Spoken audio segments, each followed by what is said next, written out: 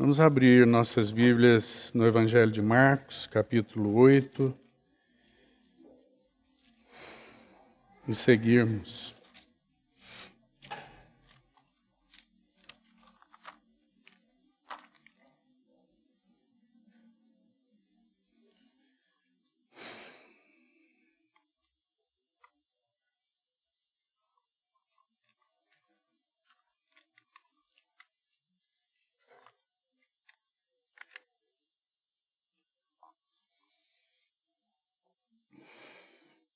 Vamos ler desde o verso 27, capítulo 8, verso 27. Então Jesus e os seus discípulos partiram para as aldeias de Cesareia de Filipe, e no caminho perguntou-lhes: Quem dizem os homens que sou eu? E responderam: João Batista, outros Elias, mas outros algum dos profetas.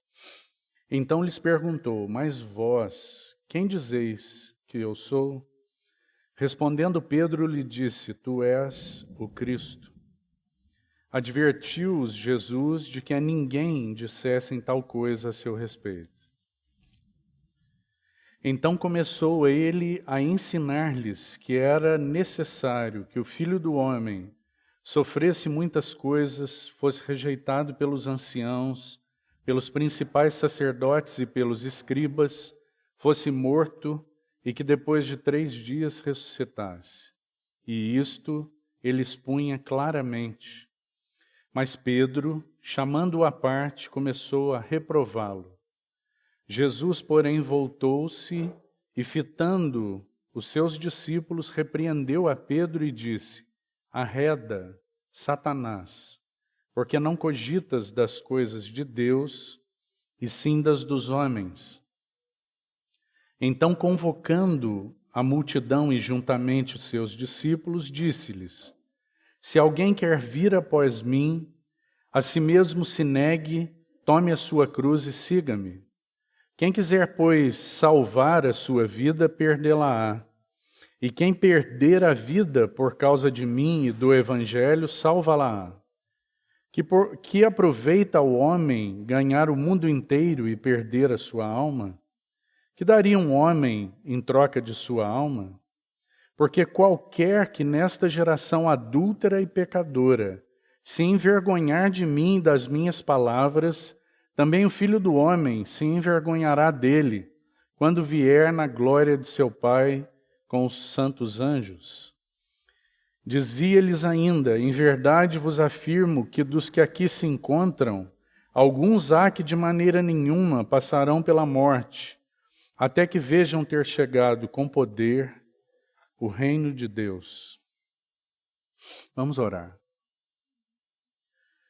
Senhor, nos alegramos tanto de estarmos aqui reunidos nessa noite. Obrigado por Tua palavra doce, preciosa, poderosa, Senhor, aberta diante de nós. Temos a oportunidade santa de nos assentarmos como povo Teu para sermos pastoreados pelo Senhor. E esse é um grande privilégio, Senhor. Nós reconhecemos isso cada vez que nos reunimos. Mas, Senhor, apresentamos a Ti as nossas vidas e suplicamos que o Senhor, nessa noite, encontre aqui corações sedentos. Encontre aqui corações desejosos, abertos para Ti, Senhor. Encontre aqui aqueles que querem reter a Tua palavra, permitir que a Tua palavra cheque as nossas vidas, que a Tua palavra corrija, que a Tua palavra exponha, que a Tua palavra nos conduza ao arrependimento. Estamos desejosos de ser expostos à Tua palavra, Senhor. Vence toda e qualquer resistência, incredulidade, desânimo, cansaço. Tem misericórdia de nós, Senhor. Nos dá uma noite de céus abertos, olhos abertos, ouvidos abertos, Nós sabemos que só Tu podes falar ao profundo do nosso coração. Então nós te suplicamos, ó bendito Espírito Santo, cumpre Teu ministério em cada vida aqui assentada. Fala conosco, fala diretamente conosco, fala aos nossos corações, constrange, compunge o Teu povo nessa noite, Senhor. Assim, com expectativa de que Tu faças, por Tua palavra, aquilo que está no Teu coração, nós entregamos ao Senhor este tempo. No doce nome de Jesus que oramos. Amém.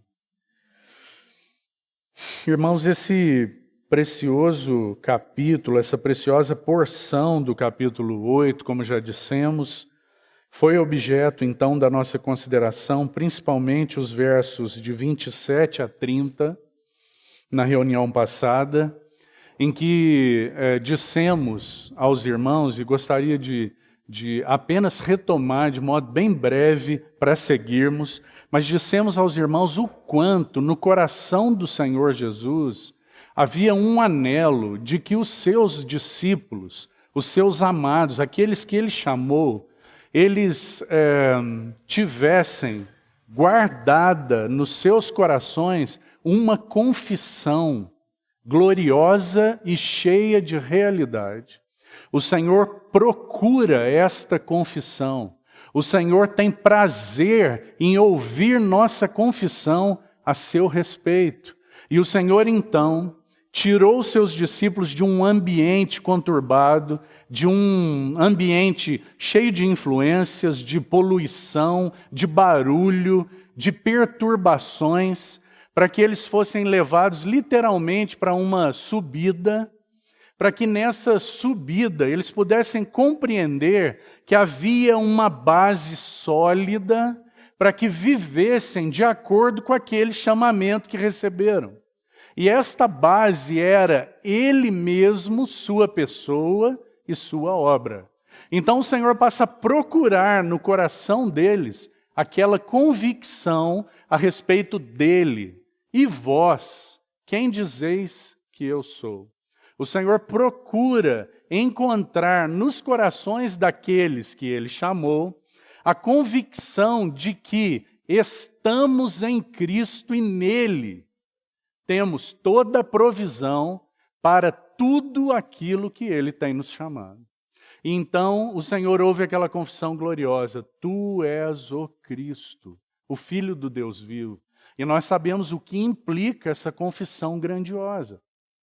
Implica que Ele é único, implica que Ele é aquele aguardado, implica que tudo que foi dito foi predito a respeito dele. Implica que tudo nas Escrituras, até aquele momento, apontavam para aquela hora da manifestação. Paulo chama aquela hora de plenitude do tempo.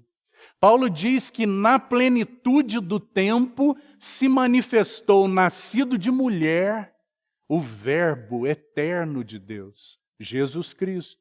Então a confissão de Pedro aponta para essa gloriosa revelação. Jesus, o soberano e supremo Senhor de todo o universo, Ele se fez carne.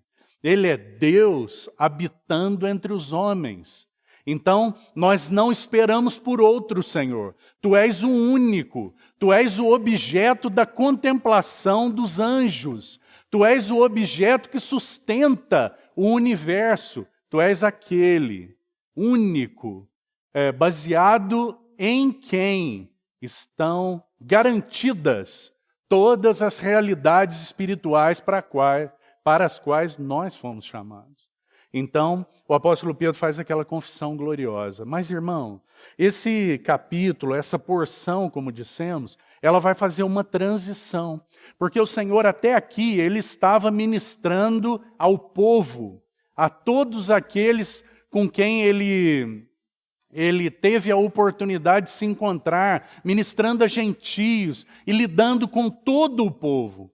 Mas agora o Senhor recolhe os seus discípulos para um treinamento mais aproximado. 6 meses. Ele estava a 6 meses da cruz.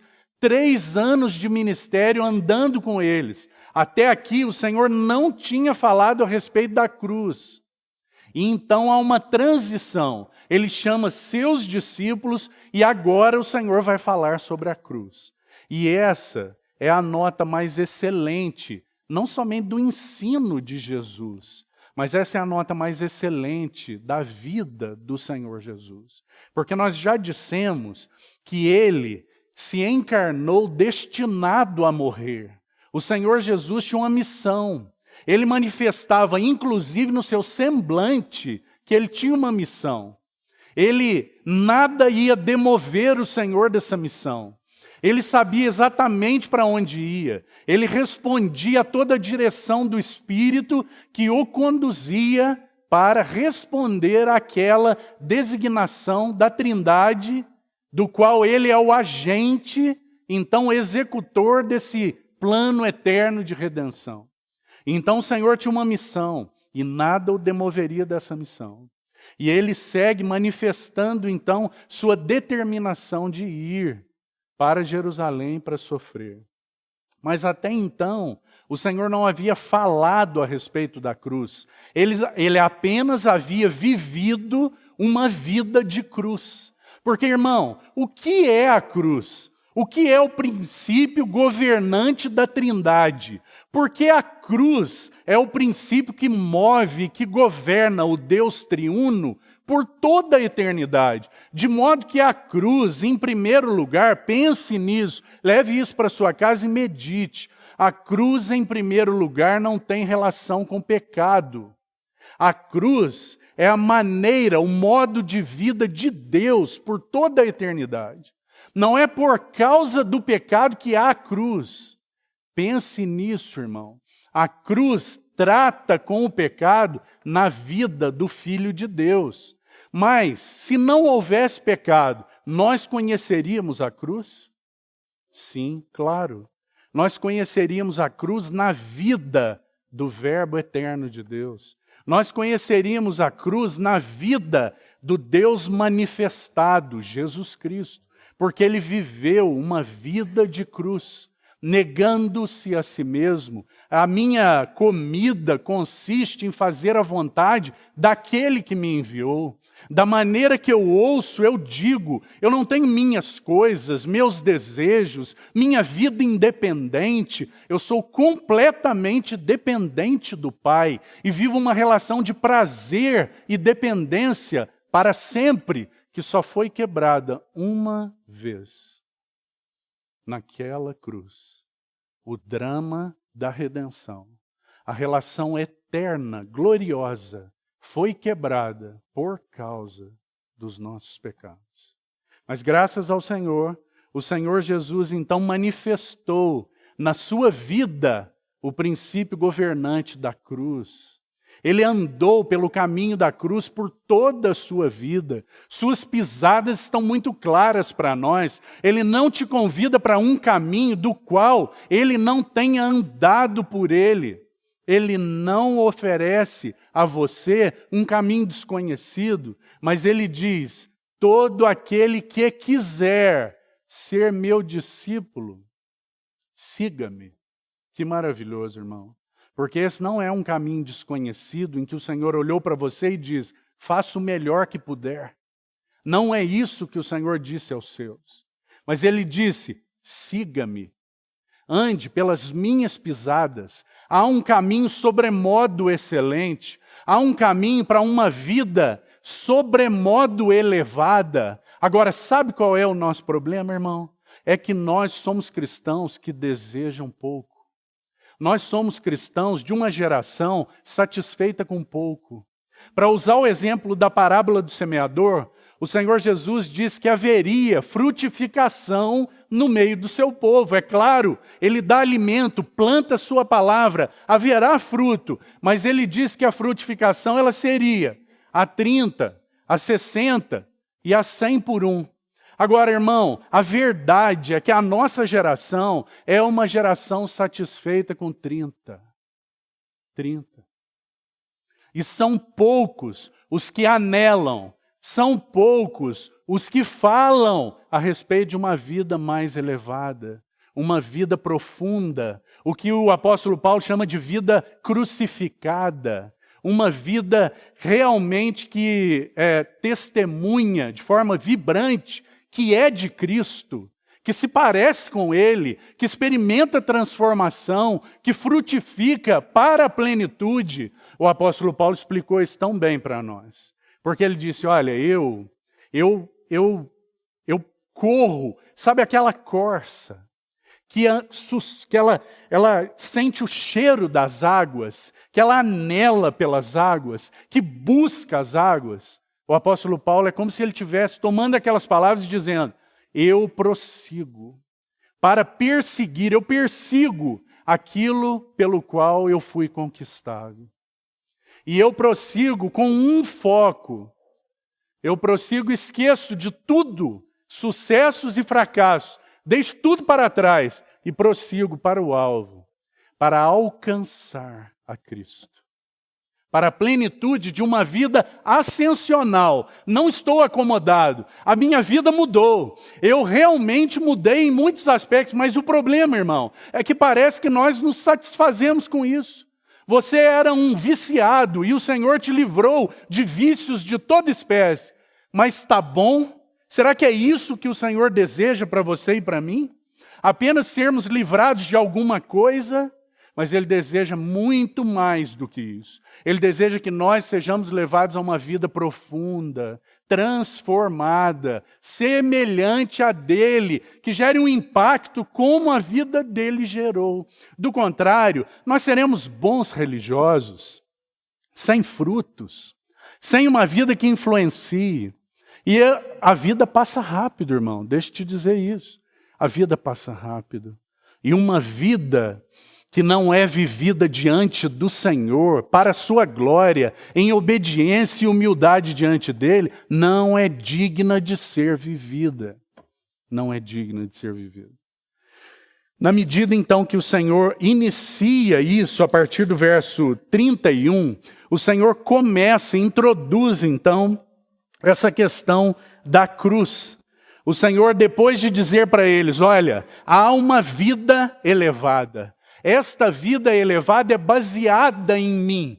Não é uma elevação por conhecimento que vocês vão adquirindo, mas é uma vida porque eu coloquei vocês nos meus ombros. Tirei vocês de um poço de lama e perdição, de uma escravidão da qual ninguém sairia por conta própria. Eu tirei vocês. E agora coloquei vocês nos meus ombros, os pés sobre a rocha, com garantia de que vocês verão coisas, ouvirão coisas que jamais poderiam ver e ouvir, mas seus olhos e seus ouvidos foram abertos e cativados. E agora vocês veem glórias e realidades a meu respeito que jamais imaginaram em ver, mas há um caminho sobremodo excelente, para o qual eu desejo que vocês disponham o coração. E então, o Senhor inicia isso apresentando, então, o caminho da cruz. Nós podemos dizer que nesses primeiros versos, de 31 a 33, o Senhor vai falar basicamente da cruz dele. Há uma divisão aí, irmão. Nós podemos dizer que os versos de 31 a 33, o Senhor está falando da sua cruz. E os versos de 34 a 38, o Senhor falará da nossa cruz. Ele primeiro fala daquela cruz que é só dele. Ele diz, olha, ele começa a ensinar que era necessário o caminho da cruz. Que o caminho da cruz era o único caminho para a glória. O caminho da cruz era o único caminho para o propósito de Deus ser cumprido. Não havia outro. Não havia outro caminho para se estabelecer o governo.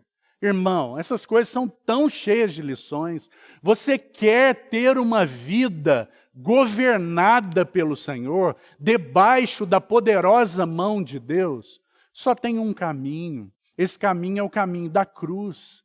Você quer ter uma vida que sua família seja uma pequena célula de expressão do reino de Deus? Só tem um caminho para que o reino se manifeste em poder. Esse caminho é a cruz. A cruz, ela manifesta, avulta, torna clara a glória, a beleza e o governo de Deus sobre as nossas vidas. Do contrário, não há beleza, não há glória e mais, não há poder. Que o Senhor tenha misericórdia de nós, porque muitas vezes nós queremos impactar as pessoas com as nossas palavras. E nós, inclusive, formamos um discurso bastante convincente. E o nosso discurso é tão sem poder que é impressionante que o homem natural, aquele que não discerne as coisas de Deus, ele concorda com o nosso discurso. Parece que nós fazemos uma colocação tão inteligível, nós queremos fazer uma coisa tão baseada no raciocínio, que nós damos um testemunho que o homem natural consegue entender. Ele acha que a vida cristã é aquilo que nós estamos falando. Mas, meu irmão, a Bíblia diz que o homem natural não entende as coisas de Deus. Ele não discerne as coisas de Deus. Que as coisas de Deus são mais elevadas. Elas são para homens espirituais. E para aqueles que não conhecem a Deus, o único caminho é arrependei-vos. Arrependei-vos. Esse é o único caminho. Não é um caminho polido de fazer a pessoa entender a vida. Você está passando por isso, por causa disso. Então nós floreamos um evangelho sem cruz. Um evangelho sem arrependimento. Então não há poder. As vidas não frutificam. Ficam algum tempo perto de nós e vão embora, porque não frutificam. Que o Senhor tenha misericórdia de nós para compreendermos como o Senhor Jesus compreendia o que significa a vida crucificada.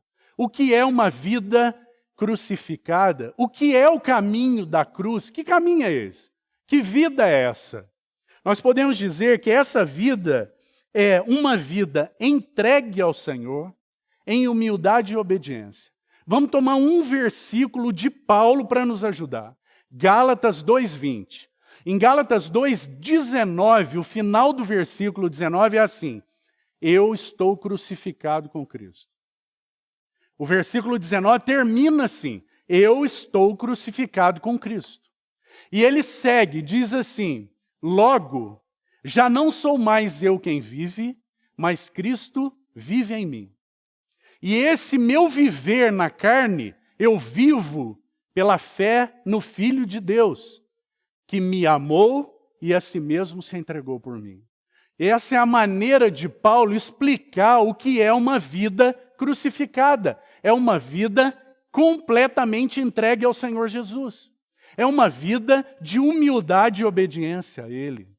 Esse é o caminho da cruz. Estou crucificado com Cristo. Mas primeiro, o Senhor lança aquele princípio governante de que Ele deveria sofrer.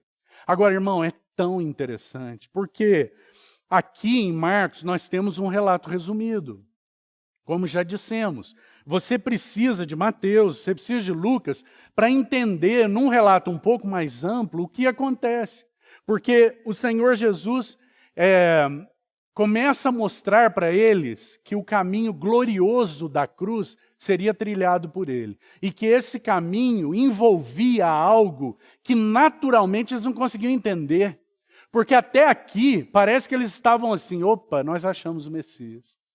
E o nosso Messias está indo rumo a Jerusalém, não vai demorar, ele vai sentar no trono e nós vamos ficar junto dele, porque nós somos os seus discípulos. Era assim que eles compreendiam.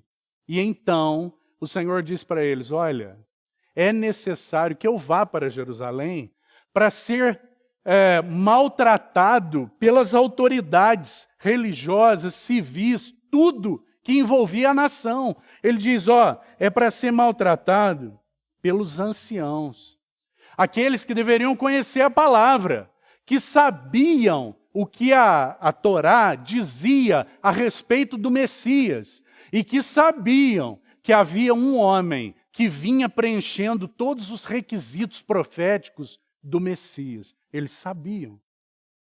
E então eles rejeitaram isso. Por quê? Porque eles não queriam um Messias sofredor. Eles não queriam um Messias que se assenta no trono pelo caminho da cruz. Eles queriam um Messias que se assenta no trono pelo caminho natural de vitórias literais, de governo e rendição dos impérios que escravizavam eles. Isso era o que eles queriam e esperavam. Mas o Senhor vai trilhar outro caminho e vai dizer para eles, olha, eu vou sofrer.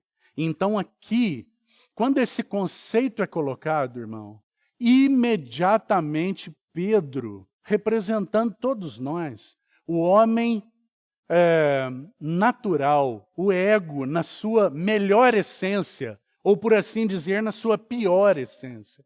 Porque Pedro havia acabado de fazer uma confissão gloriosa, não é impressionante? Logo depois, no discurso, ele faz um pronunciamento desastroso. Que coisa impressionante. Por que isso é possível? Por que é possível alguém, depois de ter feito uma confissão gloriosa, rapidamente, minutos depois, o apóstolo Pedro faz uma abordagem ao Senhor, chamando o Senhor à parte e dizendo assim, Senhor, tem compaixão de ti, de modo nenhum te suceda essas coisas. Nós não vamos deixar acontecer isso com o Senhor. De modo nenhum aconteça essas coisas. E o homem natural se levanta com todo o vigor para dizer, sofrimento não. Nós queremos tudo, andamos do seu lado, as pessoas estão perseguindo, até aqui nós estamos juntos. Mas sofrimento dessa ordem? Não, isso nós não suportamos. Isso nós não queremos. Então o apóstolo Pedro se levanta. Imediatamente depois de o Senhor, tem uma frase, irmão, que só aparece aqui em Marcos. No verso 32 diz assim, e isto ele expunha claramente. Agora você imagina um homem, o homem santo. Você imagina a palavra do homem santo que é a palavra, falando sobre a cruz. Claramente é o que diz aí. Isto ele expunha claramente. De uma maneira, irmão, talvez nós possamos considerar aqui que essa exposição ela era penetrante demais, vigorosa demais, verdadeira demais. Ela expunha demais, tanto que Pedro não se conteve. O seu coração estava exposto. E quantas vezes acontece isso conosco, nós só não temos coragem de falar o que Pedro falou. Levantar aqui e falar o que Pedro falou. Mas acontece no nosso coração assim, Senhor, isso daí não. Isso daí não é possível. Nossa, assim não, nem tanto. Mas Pedro vai e diz. E então o Senhor o repreende duramente. É uma expressão realmente forte, porque ele olha para Pedro e diz, arreda Satanás. Como que é possível isso, irmão? Alguém que tinha acabado de confessar, tu és o Cristo, o Filho do Deus vivo, ouve, arreda Satanás. Como que é possível? Pedro não estava possesso, tá certo? Pedro estava sofrendo influência na sua mente velha, influência na sua mente carnal, influência da parte do inimigo. Veja, querido irmão, todos os crentes carnais são presa fácil para o inimigo. Sofrem influência nas suas mentes com muita facilidade. Então Pedro, influenciado pelo inimigo, faz essa repreensão ao Senhor.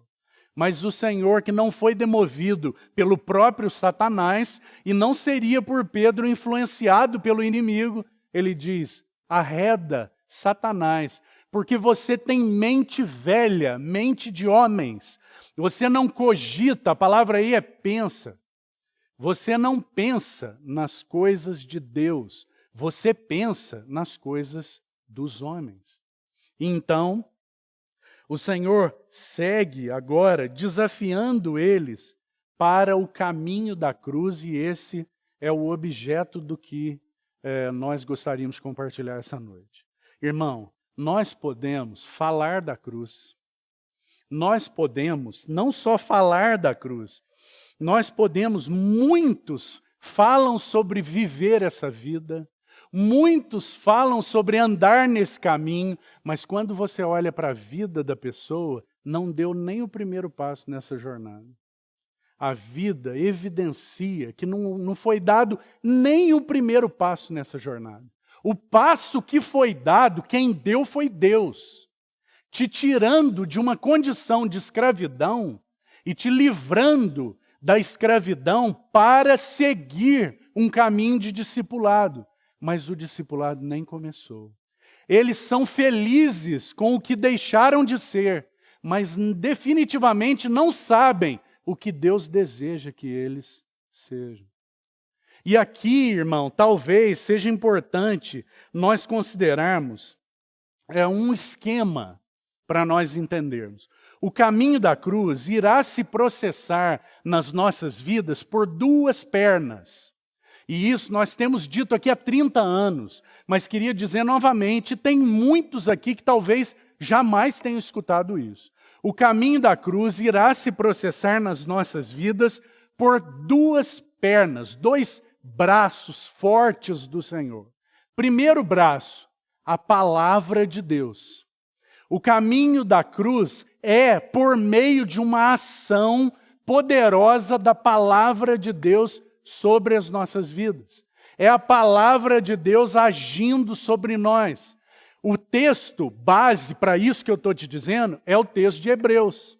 Hebreus 4:10. Porque a palavra de Deus é viva. Ela não podia ser morta. Ela é a palavra de Deus. É a natureza da palavra. E a natureza da palavra é a mesma natureza do nosso Deus. Nosso Deus é vivo. Então sua palavra é viva. É uma palavra viva e eficaz. Quanto à sua natureza, ela é viva. E quanto à sua funcionalidade, quanto à sua operacionalidade, ela é eficaz. A palavra viva e eficaz.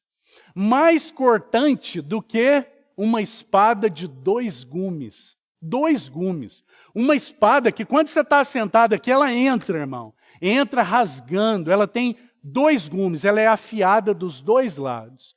A tradução de Hebreus é espada, pelo João Ferreira de Almeida. Talvez a melhor expressão fosse adaga. Porque ela não está falando daquela espada do guerreiro, mas está falando da faca do sumo sacerdote. Aquela que o sumo sacerdote examinava o sacrifício. A palavra de Deus é o primeiro instrumento de Deus para que você e eu, nós andemos no caminho da cruz. Então essa palavra, ela entra nas nossas vidas e ela tem 2 gumes. O primeiro gume opera morte, porque tem que operar morte.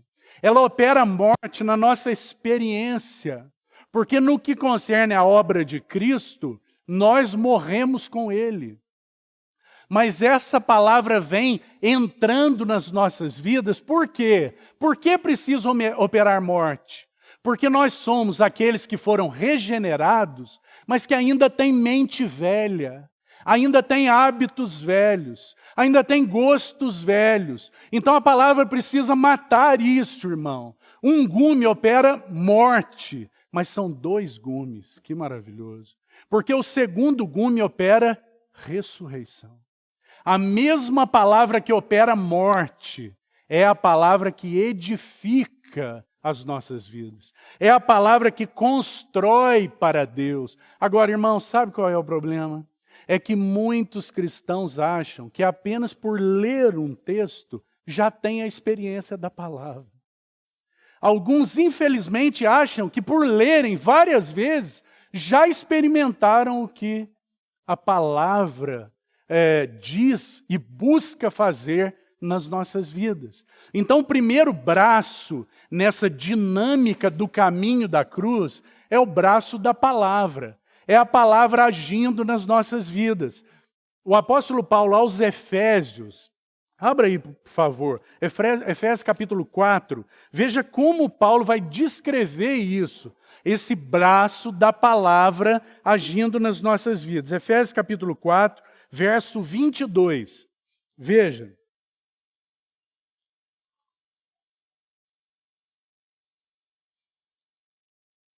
Veja que o assunto dessa porção do capítulo 4, irmão, é o caminho, é o andar. Olha o que diz o verso 17. Isso, portanto, digo e no Senhor testifico que não mais andeis. Você vê? Então, o apóstolo Paulo está falando do caminho da cruz. Ele está falando desse caminho. E nesse caminho, o braço da palavra, segundo Paulo, pelo Espírito, aos Efésios, olha o que ele diz. Verso 22. No sentido de que, quanto ao trato passado, ao que é velho, irmão, quanto ao que precisa ser renovado. Se a nossa mente não precisasse ser renovada, para que Romanos capítulo 12 diria que nós devemos ser transformados pela renovação da nossa mente?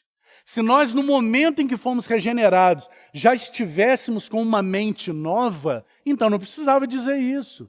Mas a palavra diz, transformai-vos pela renovação da vossa mente. Agora aqui ele segue e diz, quanto ao trato passado, vos despojeis do velho. É a palavra operando morte. É o gume da morte, despojeis do velho homem que se corrompe segundo as concupiscências do engano. Oh, irmão, isso é tão verdadeiro. Será que é só na minha vida? Ou será que na sua vida isso não é verdadeiro?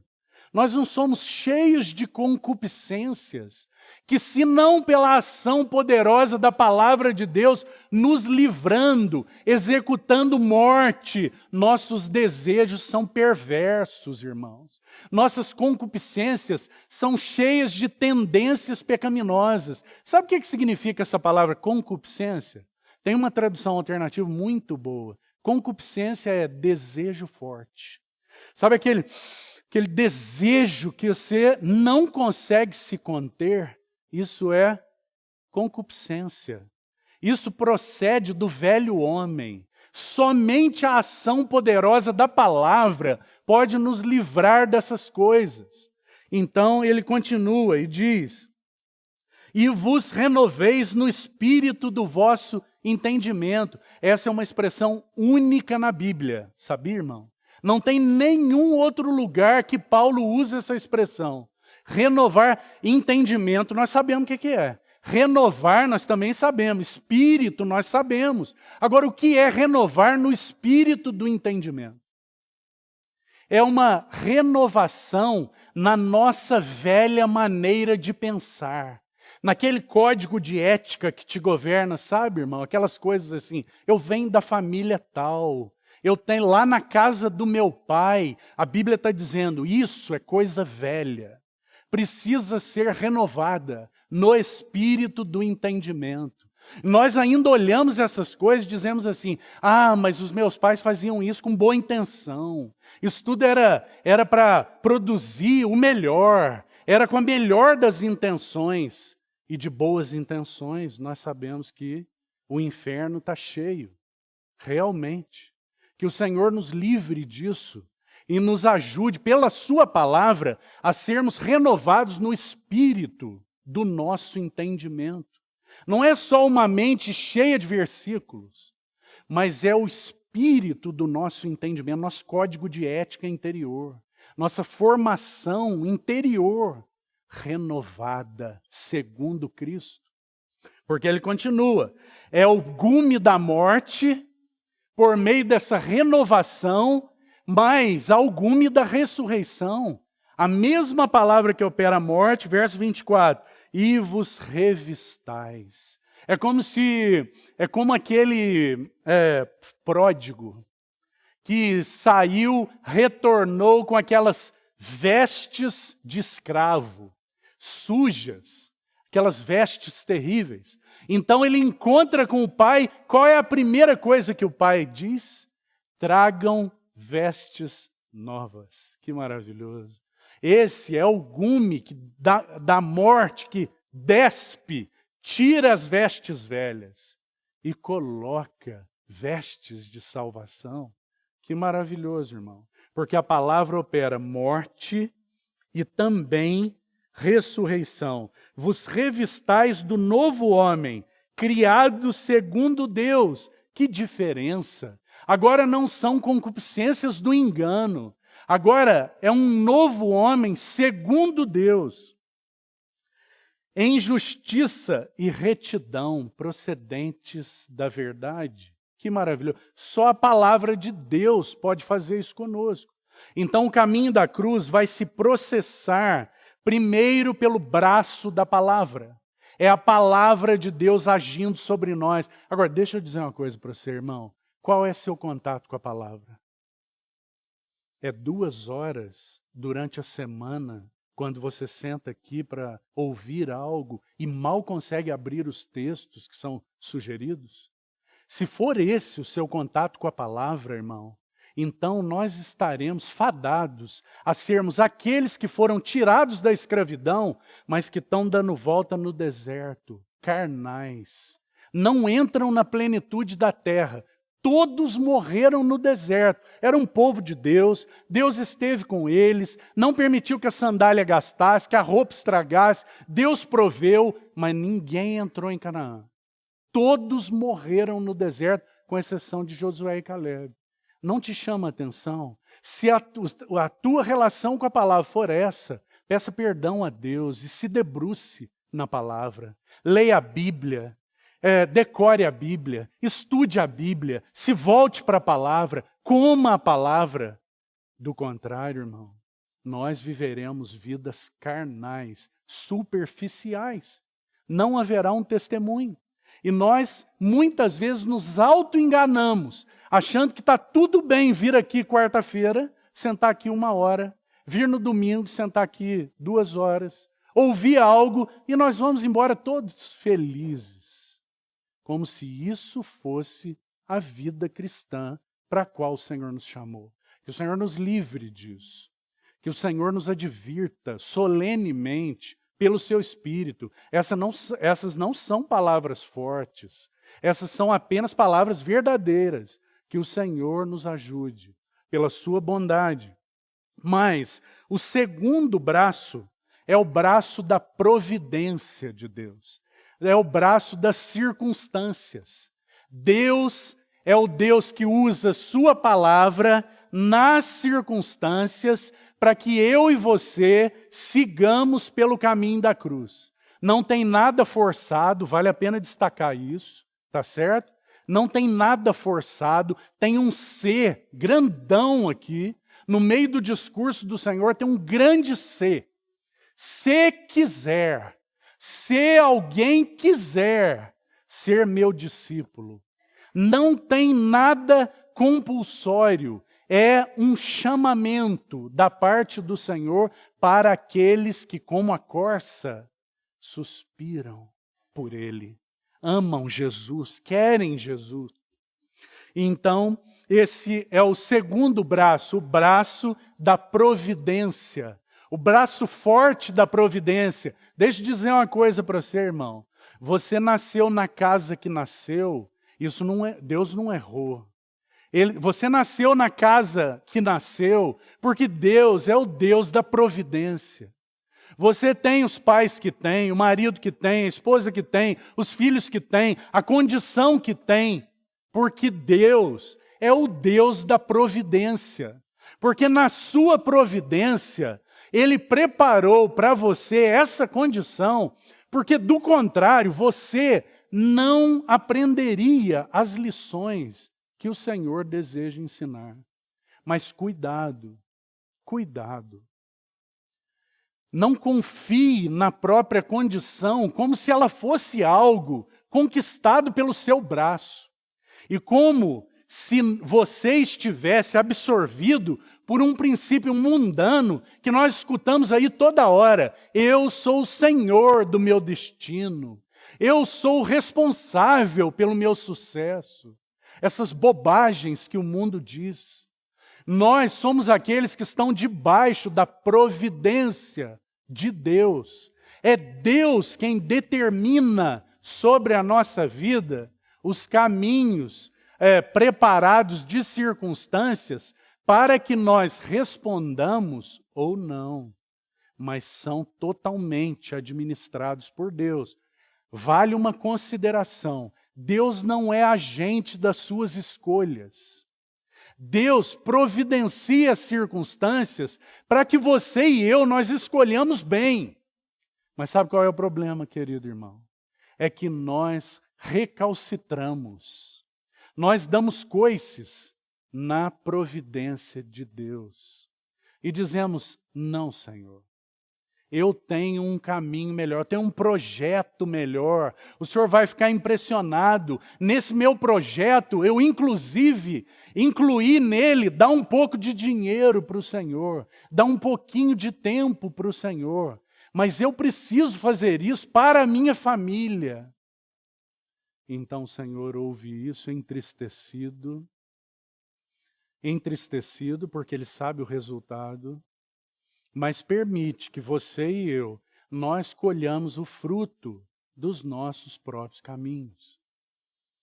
A providência bendita de Deus, juntamente com a palavra de Deus, operando em nós, e essa talvez seja a dinâmica prática do caminho da cruz. É assim que a coisa vai se processar. Nas palavras do Senhor, Ele está dizendo assim, olha, tem um caminho pelo qual vocês precisam andar, caminho que eu já trilhei, e é o caminho daqueles que não amam suas próprias vidas, mas que estão dispostos a se esvaziar. Ora, irmão, aí aqui há uma nota importante que eu gostaria de destacar para você. A nossa jornada não é uma jornada barata, não é uma jornada gratuita. A nossa jornada é uma jornada que tem preço. Tem muitos contextos evangélicos que têm dificuldade com a palavra fazer. Pedro, por exemplo, não tinha nenhuma dificuldade com a palavra fazer. Porque Pedro sabia que não é um fazer para adquirir mérito diante do Senhor, mas é um fazer porque já recebeu uma condição dada por Ele exclusivamente pela graça, capaz de responder. Que maravilhoso, irmão. Que o Senhor nos ajude a compreender, porque Pedro ouviu aquela pergunta assim, depois de falar de Cristo, depois de falar das glórias de Cristo, de realmente impactar aqueles homens, o Espírito tinha descido sobre eles. Então Pedro fala, esteja absolutamente certa, toda a casa de Israel, que esse Jesus a quem vós crucificastes, Deus o fez Senhor e Cristo. E baseado nisso, aquelas pessoas olharam umas para as outras e perguntaram para Pedro e para os que estavam com ele, que faremos? Veja que o Espírito Santo compungiu os corações para que eles compreendessem que tem preço. Tem algo que o Senhor requer de nós. Não é apenas simplesmente nós dizermos, tu és o Cristo. Ah, querido irmão, esse é apenas o primeiro e fundamental passo. Sem esse passo não tem mais nada. Mas há um caminho a ser trilhado baseado nessa confissão. E então, eles, compungidos pelo Espírito, que lindo! A palavra de Deus pregada, o Espírito Santo agindo por meio da palavra, perfurando os corações, e imediatamente é gerado neles um senso de que a vida cristã tem preço, de que a vida cristã envolve uma resposta. Ah, irmão, Davi compreendeu isso tão lindamente, porque Davi entendeu num dado momento que ele deveria comprar um lugar para que fosse construído o templo, você se lembra? Então, ele era o rei, ele chega diante do Araúna, ou do Ornã, e olha aquela eira, entende de Deus, por conta da experiência que vinha tendo, que aquele era o lugar. Então ele chega para o Ornã e diz, eu quero comprar a eira. E então o Ornã diz assim, imagina, o senhor é o rei, está aí a eira, está a lenha, está os holocaustos, tudo é teu, tu és o rei. Então Davi diz assim, não, porque eu não ofertarei ao meu Senhor sacrifícios que a mim não custem nada. Que lindo, irmão. Como Davi compreendeu isso de alguma maneira, que diante do Senhor há um preço a ser pago. Queria contar para você um relato biográfico de um grande homem de Deus. Havia no século XVII um grande homem de Deus que foi um ícone de um movimento muito grandioso de missões e de oração, o movimento morávio. Havia um nobre alemão, um conde, que já nos referimos a ele aqui muitas vezes, o conde Zinzendorf. Esse conde nasceu no ano de 1700. Com 19 anos, bem jovenzinho, ele tinha suas experiências com Deus e teve seu coração conquistado pelo Senhor. É dito que aos 7 anos ele escrevia cartas para o Senhor e depositava ali na janela do seu castelo. Cartas de amor para o Senhor. 7 anos. E então, aos 19 anos, ele sai para uma viagem na Europa e ele se depara numa galeria, era um nobre, ele se depara numa galeria com uma obra, uma pintura. E nessa pintura estava relatado a face do Senhor Jesus com uma coroa de espinhos. E naquele momento o Espírito Santo falou ao coração dele, a palavra, o braço da palavra. Vem e penetra o coração daquele homem dizendo assim, isto eu fiz por ti, o que fizeste tu por mim? A partir daquele momento, aquele homem entregou sua vida completamente ao serviço do Senhor. E ele foi responsável por um movimento que enviou missionários durante 100 anos, mais do que a igreja nos seus 2000 anos de história. Durante 100 anos, o movimento morávio enviou mais missionários do que a igreja durante toda a sua história. Por quê? Porque esse irmão também compreendeu algo, que a vida mais profunda tem preço, querido irmão, tem custo. E ele entendeu. E esse preço está implícito nas palavras do Senhor Jesus, quando diz, se quiser, veja aí, então, convocando a multidão, verso 34, juntamente com seus discípulos, disse-lhes, se alguém quer. Querido irmão, permita que o Espírito Santo faça novamente, porque tem certeza que na sua jornada, essa pergunta já te foi feita várias vezes. Se alguém quer, que o Espírito faça essa pergunta no profundo dos nossos corações. Se alguém quer, porque eles já eram salvos. Pense comigo, irmão. O Senhor já os tinha chamado. Mas aqui, o que o Senhor está apresentando é um caminho. O caminho da maturidade. O caminho da vida mais elevada. O caminho da cruz. E então o Senhor os desafia para isso. E eles, nós sabemos que tiveram muita dificuldade para responder.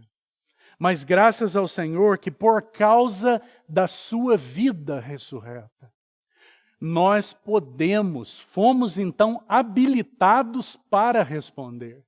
Para que a nossa vida tenha impacto.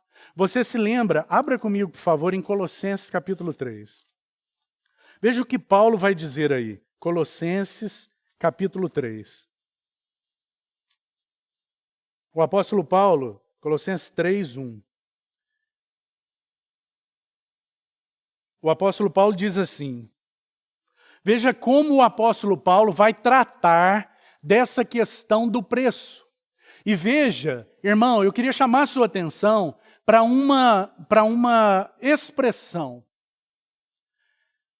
Paulo agora, em Colossenses capítulo 3, depois de apresentar Cristo, porque Cristo o Filho do Deus vivo, é a base para uma vida profunda. É porque Ele ressuscitou e repartiu sua vida conosco. E nós fomos crucificados com Cristo e ressuscitamos com Ele. Então é possível uma vida profunda.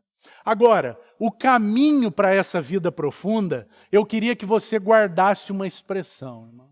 E a expressão é disposição para esvaziar-se. Se você não tiver disposição para esvaziar-se, não é possível, Colossenses 3:1. Portanto, por causa da ressurreição, portanto, pelo fato de que vocês foram ressuscitados juntamente com Cristo, buscai as coisas do alto. Agora, irmão, se a palavra não estivesse dizendo que nós temos que buscar as coisas do alto, se não precisasse dizer, ela não diria. Agora, para que você busque as coisas do alto, você precisa ser esvaziado das coisas da terra. Do contrário, irmão, não haverá caminho. O Senhor não vai encher um vaso que já está cheio. O Senhor não irá encher um coração que já está cheio. Já está cheio das coisas da terra. Está cheio de deleites da vida, cheio de preocupações, cheio de projetos, cheio de dinheiro, cheio de relacionamentos. Não tem lugar para buscar as coisas do alto. Está buscando ferrenhamente as coisas da terra. Buscai as coisas do alto, onde Cristo vive, assentado à direita de Deus. Pensai nas coisas do alto, não nas que são aqui da terra. Ora, irmão, aqui a questão envolvida é um esvaziamento para que haja testemunho. Do contrário, não haverá testemunho. Do contrário, irmão, nunca ninguém vai olhar para você e para mim e dizer assim: esse sujeito é cidadão do céu. Esse sujeito tem um jeito de falar característica, ele andou com Jesus, não é possível. Esse sujeito tem um jeito de se relacionar, que é só Cristo que se relaciona assim. Irmão, não foi assim que a igreja primitiva impactou o mundo. Não foi sempre assim que o Senhor tomou seus ministros, seus servos fiéis para impactar o mundo. Irmão, o Império Romano foi impactado por uma igreja simples, fraca, pessoas humildes, mas maridos que passaram a amar e respeitar suas mulheres, que eram desprezadas pelo império. Vê se esse não é um comportamento do alto. Esse não é uma maneira de viver do alto, esse é o caminho da cruz. Essa é a vida mais elevada. Eles passaram a amar suas esposas. Os romanos tinham liberdade total sobre seus filhos para dizer se queriam ou não queriam. Então muitas crianças eram rejeitadas e largadas nas sarjetas. E o que acontecia? Os cristãos passaram a adotar essas crianças. Irmão, depois de pouco tempo, a metade do Império Romano inteiro tinha se convertido. Você sabe o que é isso? Isso é testemunho. Sereis as minhas testemunhas. Não é pegando o megafone e vivendo de qualquer jeito. Não é pegando o megafone e dizendo sou seguidor de Cristo, sem viver uma vida santa, porque essa é a maior falsidade que pode acontecer. Que o Senhor nos livre disso, irmão. Porque nós somos muitas vezes esses porta-vozes. Falamos para as pessoas com quem nos relacionamos, mas na hora mesmo que as pessoas olham para as nossas vidas, veem vidas fracas. E aí a palavra perde o poder. Fica enfraquecido o nosso Cristo. Ele não é fraco, ele é forte, ele é glorioso, ele é salvador, mas ele fica enfraquecido nas nossas vidas, por causa das nossas vidas fracas, por não seguirmos pelo caminho da cruz. E então o nosso testemunho se torna um testemunho fraco. As pessoas não são capazes de olhar e falar: essa pessoa é diferente. É diferente, tem algo diferente, tem algo. Não são perfeitos, mas são diferentes. Eles têm outra prioridade, eles buscam outras coisas. Irmão, não tem jeito de fingir. Não se confunda. Não tem jeito de fingir. Não tem jeito de improvisar. Porque na hora que as paixões do coração, elas são tocadas, revelam quem nós realmente somos. Então, o Senhor Jesus os desafia para essa vida. Há um irmão que cita um exemplo muito lindo. Ele diz assim que para tentar explicar essa questão de nós sermos do alto, de nós não sermos daqui. Nós não somos homens dessa terra, nós somos cidadãos do alto. Nós temos uma pátria nos céus. Nós não somos daqui, somos peregrinos e forasteiros. Nós deveríamos viver de uma maneira que as pessoas olhassem e falassem: nossa, que diferença. Não uma vida acomodada, que não salga, não é luz, não cheira nada, não impacta nada. Ninguém, se nós não dissermos que somos cristãos, ninguém fica nem sabendo, porque nós somos iguais a todos. Que o Senhor nos livre disso, de uma vida dessa natureza. E então, esse irmão cita um exemplo tão interessante. Ele diz assim, que nada é mais desengonçado do que um ganso andando. Que o ganso é um animal totalmente desengonçado. Ele anda todo desengonçado. E ele diz assim, o ganso andando deveria ser semelhante à nossa vida aqui nessa terra. Nós deveríamos ser desengonçados para as coisas desse mundo, porque nós não somos daqui. Então ele diz, nada é mais curioso, nada é mais engraçado, desengonçado do que um ganso andando. Mas nada é mais sublime, nada é mais lindo do que um ganso estendendo as suas asas e seguindo para as alturas. Então ele diz, haverá um dia, irmão, em que você que testemunha Cristo e que está tão fora do lugar, você e eu, nós estenderemos as nossas asas para encontro com Ele nos ares. Que maravilhoso. Sabe por quê? Porque nós não somos daqui. Nós somos cidadãos dos santos e cidadãos do reino dos céus. Esse é nosso status. Isso é o que deveria ser visto em nós. E então, essa maravilhosa caminhada, essa maravilhosa vida crucificada, devia ser o anelo de todo cristão, de todo que foi chamado pelo Senhor. Eu gostaria de tomar um exemplo aqui para tentar explicar um pouco melhor essa dinâmica. Pense no povo de Israel escravo no Egito. Então, gostaria de sugerir para você 3 posições. Primeira posição, a posição de Israel lá no Egito escravizado. Eu diria que essa é a posição do homem natural. O homem que não conhece a Deus. Ele pode ser lindo, ele pode ser riquíssimo, ele pode ter um QI 180, mas não discerne as coisas de Deus. É um escravo. O povo de Israel no Egito, 400 anos, ninguém podia tirar esse povo de lá. O Egito era o maior império da época. Subjugava o povo de Israel com mão forte. Eles não tinham a menor chance de sair de lá. Um escravo, esse é o homem natural.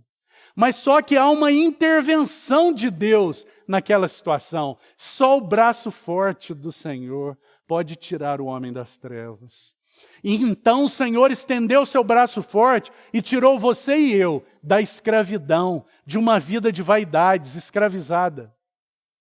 Ele nos tirou do Egito para Canaã, para sermos homens espirituais. Nós éramos homens naturais, mas Ele nos tirou com um propósito, para sermos homens espirituais.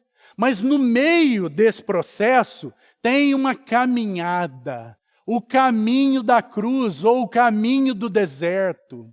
Agora, sabe qual é o problema, querido irmão? É que nós podemos sair da escravidão do Egito.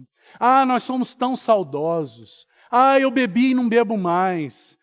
Eu fazia isso e não faço mais. Mas permanecemos não como homens espirituais, mas como aqueles que eram naturais, tiveram seus olhos abertos, mas agora são homens carnais, que permanecem no deserto, rodando em círculo. Uma vida que não cresce, uma vida que não amadurece, as velhas questões todas sempre da mesma maneira. E nós falamos sempre do mesmo jeito, vestimos do mesmo jeito, escolhemos do mesmo jeito, procedemos do mesmo jeito. Se perguntar para sua mulher, querido irmão, ou se perguntar para o seu marido, são os mesmos pecados, as mesmas falhas, a mesma falta de mansidão, a mesma falta de quebrantamento, a mesma falta de acolhimento. Que o Senhor tenha misericórdia de nós, porque nós fomos chamados para uma vida sublime, para uma vida elevada pelo caminho da cruz.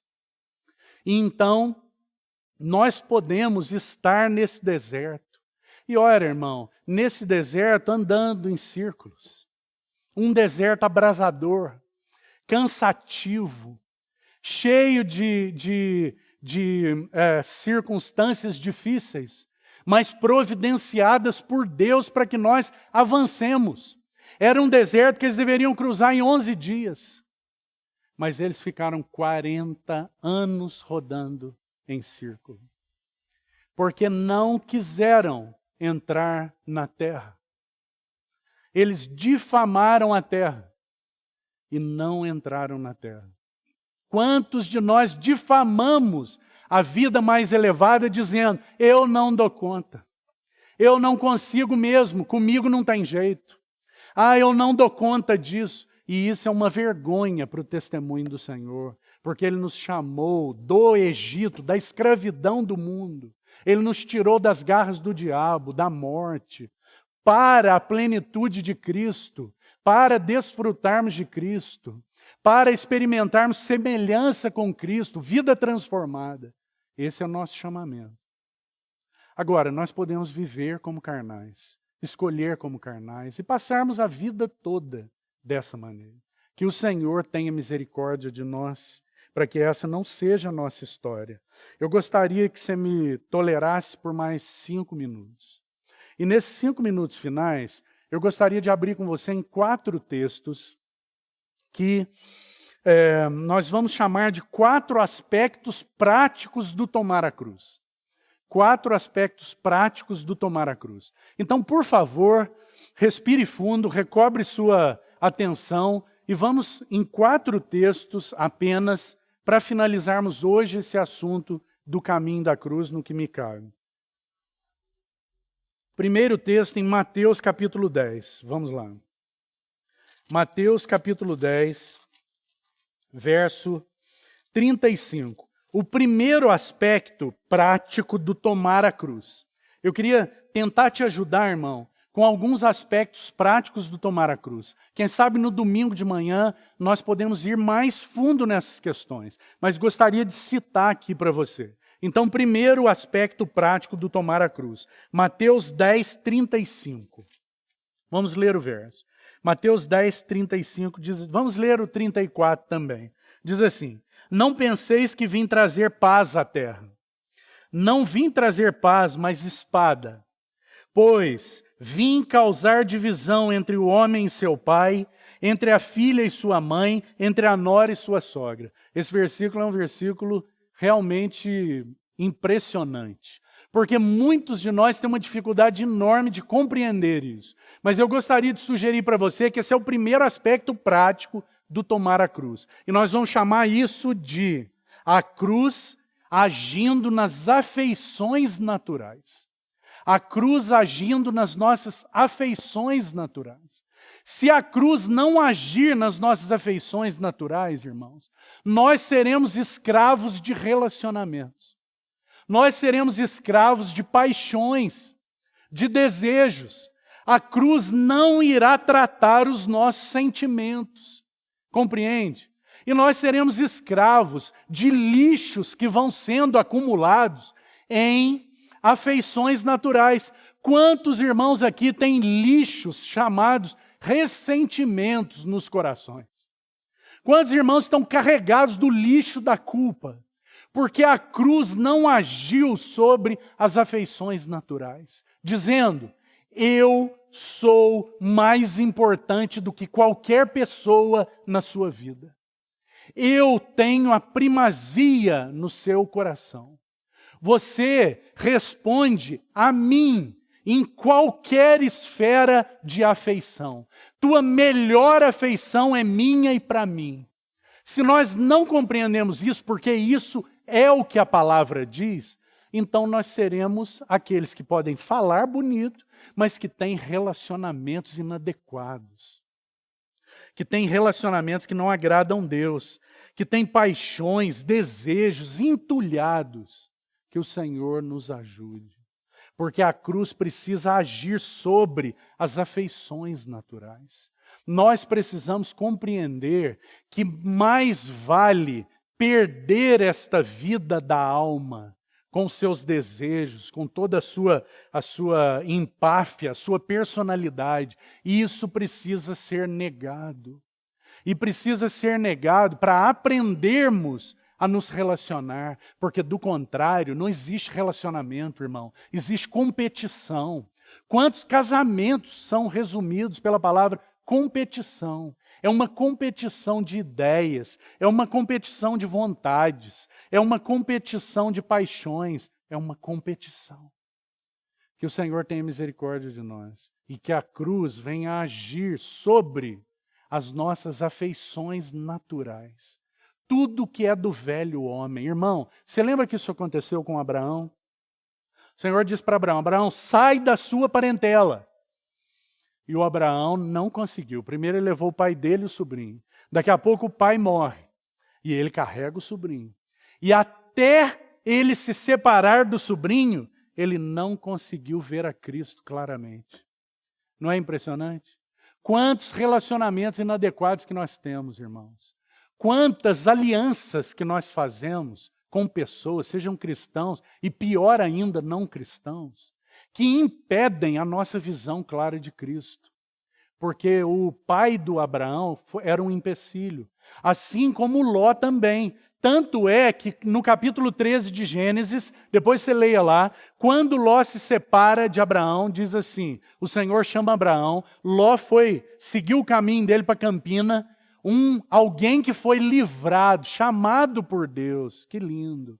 Ele também era um escravo dos ídolos, saiu de Ur junto com Abraão, foi chamado por Deus, foi colocado nesse caminho, mas não respondeu ao caminho da cruz, seguiu pelo caminho dos olhos, das preferências. E então foi armando as suas tendas até Sodoma. Mas Abraão não. Abraão escolheu andar pelo caminho de humildade e obediência de uma vida consagrada a Deus, profunda, que anela, que suspira. E então, o Abraão, quando se separou de Ló, ouve de Deus assim: Abraão, levanta os olhos.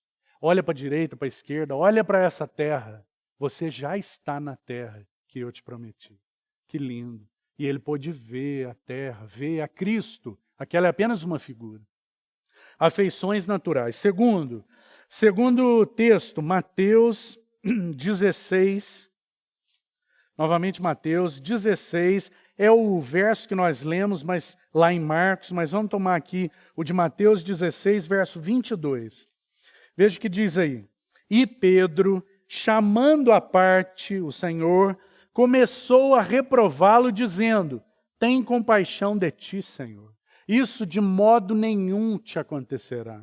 Segundo o aspecto aí do tomar a cruz, aspecto prático, nós vamos chamar de a cruz e a autocompaixão. A cruz agindo sobre a autocompaixão. Tem piedade de ti, Senhor. Eu queria chamar isso aqui de vitimismo. Quantos cristãos vivem uma vida de vitimismo? Aquela vida como a vida lá do primeiro Adão. Ah, Senhor, a mulher que o Senhor me deu. Tudo deu errado por causa disso. O primeiro Adão fez assim, irmão, mas o segundo Adão não. O segundo Adão falou, tudo com respeito à minha amada é comigo, eu sou o responsável. Eu sou aquele que deu a vida pela minha amada. Eu sou o responsável pelo amadurecimento dela. Esse é o segundo Adão. E esse é o princípio governante daqueles que têm a cruz agindo sobre a autocompaixão, a autocomiseração, um olhar para si, um olhar sempre se autopreservando, um olhar sempre que se esquiva. Ah, como eu sofro, que o Senhor tenha misericórdia de nós. Nós somos seguidores do Cordeiro, irmão, não esqueça. Do Cordeiro por onde quer que ele vá. O Cordeiro trilhou um caminho de sofrimento. Você acha que seria diferente com você? Se não tem sido, talvez você esteja trilhando um outro caminho, que não é o caminho do Cordeiro. Compreende? Seguidores do Cordeiro por onde quer que ele vá. Que o Senhor nos ajude a compreender o peso disso. E eu não estou pregando sofrimento aqui, não, masoquismo, querido irmão. Eu estou dizendo que envolve uma renúncia, um preço. O preço de negar-se. O preço de abrir mão das suas vontades, dos seus desejos, pela vontade dele, para ele, tudo para ele. Terceiro aspecto, Lucas 17. Nós já estamos encerrando. Lucas 17. A cruz agindo de forma prática, verso 26. Lucas 17, 26. Assim como foi nos dias de Noé, será também nos dias do Filho do Homem. Comiam, bebiam, casavam-se, davam-se em casamento, até ao dia em que Noé entrou na arca. O mesmo aconteceu nos dias de Ló. Comiam, bebiam, casavam e davam-se em casamento, plantavam, edificavam, mas no dia em que Ló saiu de Sodoma, choveu fogo. Que coisa, irmão, porque dias de Noé e dias de Ló falam de duas coisas. Dias de Noé fala do mundo em todo o seu aspecto exterior. Esses são os dias de Noé. Os dias de Noé é um mundo em todo o seu aspecto exterior. E os dias de Ló? Os dias de Ló falam do mundo em todo o seu aspecto interior. Porque a questão não é que a mulher virou para trás e se tornou uma estátua de sal. A questão é que o coração dela estava lá e por isso ela virou para trás. Então os dias de Ló falam do mundo em todo o seu aspecto interior. O que significa, como nós vamos chamar esse aspecto? A cruz agindo sobre o amor ao mundo, irmão. Você se lembra de Tiago? Infiéis. Não sabeis, Tiago 4,4, infiéis. Não sabeis que a amizade do mundo é inimizade contra Deus? Você sabe que em Lucas mesmo, nos evangelistas, eu vou citar o texto de Marcos 8,14 aqui. Marcos vai usar uma expressão na parábola do semeador, a expressão deleites da vida, cuidados do mundo, fascinação das riquezas. São todas coisas relacionadas ao aspecto exterior e interior do mundo. A cruz precisa botar um ponto final no mundo para você, irmão. Para que você e eu, nós paremos de flertar com o mundo, com as coisas do mundo, com os princípios do mundo, com os desejos do mundo. A cruz precisa dizer, no fundo do seu coração, que o mundo está crucificado para você e você está crucificado para o mundo, como o apóstolo Paulo diz.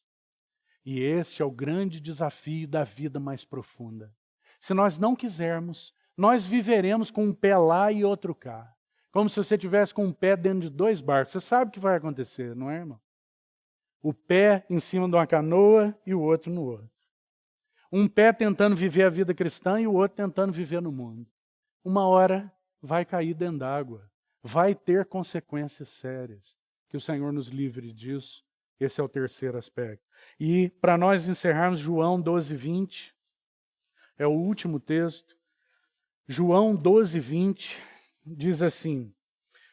O contexto de João é a unção do Senhor em Betânia. E logo depois, o Senhor entra em Jerusalém, montado num jumentinho, e ele então é conclamado por aquelas pessoas, Hosana, bendito é o que vem em nome do Senhor, está aí nos versos de 12 a 19. E então, a partir do verso 20, nós não vamos ler, marque o texto e depois leia na sua casa. O que acontece aí? Os gregos querem ver Jesus. Então os discípulos estavam atônitos, irmãos. Por quê? Porque o seu Senhor agora estava sendo chamado, aclamado de rei, tinha entrado em Jerusalém. Eles falaram, nossa, agora chegou a nossa vez. Agora o Senhor vai sentar no trono e nós vamos ser os ministros. Então, os discípulos estão atônitos com aquela cena e chega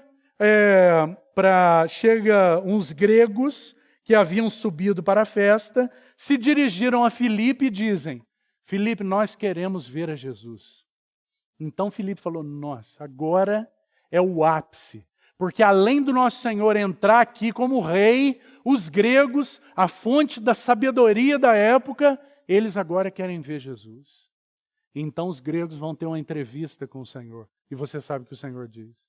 O Senhor diz, se o grão de trigo caindo em terra não morrer, fica ele só.